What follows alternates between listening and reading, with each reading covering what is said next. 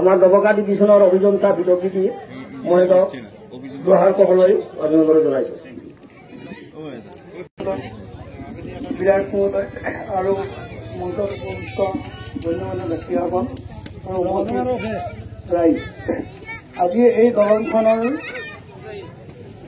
আধাৰশিলা স্থাপন কৰা MLA ছাৰ আধাৰশিলা স্থাপন কৰা দলংখনৰ মূল দৈৰ্ঘ্য হ'ল 60 মিটাৰ। এই দলংখনৰ নিৰ্মাণ ব্যয় হ'ব 4,80,00,000 টকা আৰু এইটো এটা ডাবল লেন দলং হ'ব।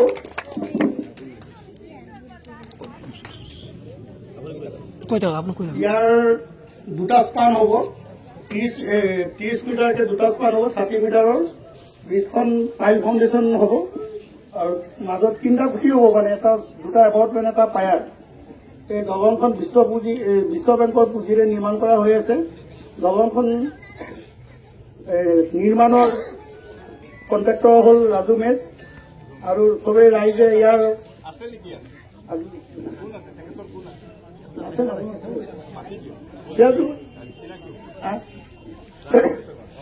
আৰু এই ৰাইজে এই দলংখনত কনষ্ট্ৰাকশ্যনত যাতে সহায় সহযোগিতা কৰে আৰু সোনকালে নিৰ্মাণ 2 বছৰৰ আছিল যদিও 2 বছৰ আগতে কমপ্লিট কৰিবৰ কাৰণে যাতে ইয়াৰ ৰাইজে সহায় সহযোগিতা আগবঢ়ায়, তাৰ কাৰণে আমি ৰাইজক অনুৰোধ জনালোঁ।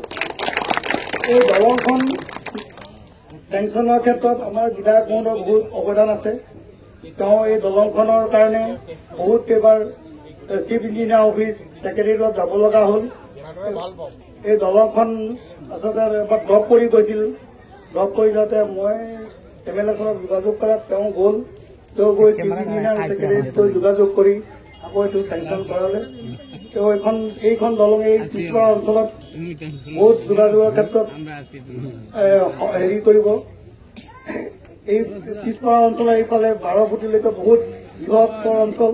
এই দবকালৈ যোৱা বা অন্য অঞ্চলত যোৱাৰ একমাত্ৰ এইখনেই দলং আছিল যদিও কাঠৰ দলং থকাত বহুত অসুবিধা হৈছিল, ডাঙৰ গাড়ী যাব পৰা নাছিল। এতিয়া এই দলংখনে এই ৰাইজৰ বহুত উন্নতি কৰিছে।